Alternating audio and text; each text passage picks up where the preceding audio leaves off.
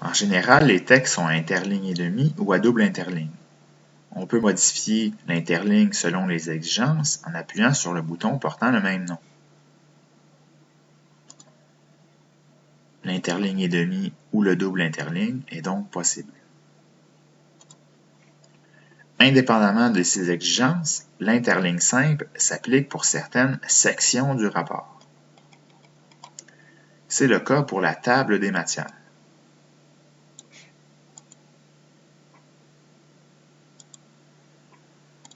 Ce serait également le cas pour une liste de tableaux et de figures, pour l'annexe, et c'est le cas pour la bibliographie.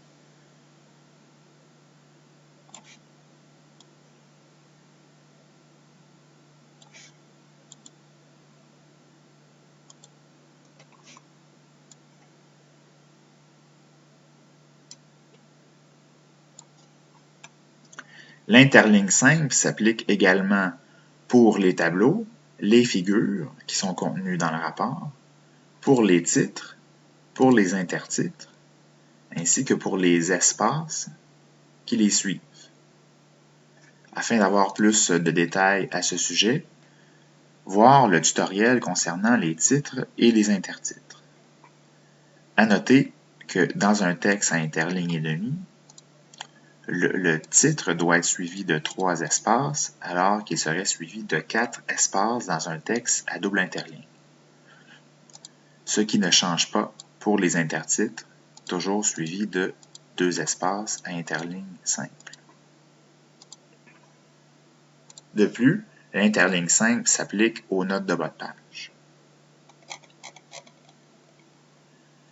Pour ce qui est de l'interligne demandée dans le texte, on l'utilise donc pour l'ensemble des paragraphes, ainsi que pour l'espace unique qui sépare chaque paragraphe.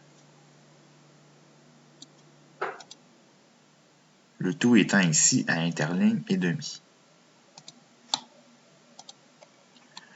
En dernier lieu, il faut également s'assurer qu'il n'y a pas d'espacement inutile entre les interlignes.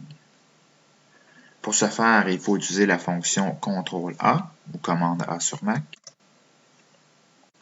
Cliquez sur le bouton Interligne en choisissant les options d'interligne. On peut alors vérifier l'espacement avant et après, de manière à ce qu'il soit à 0 point.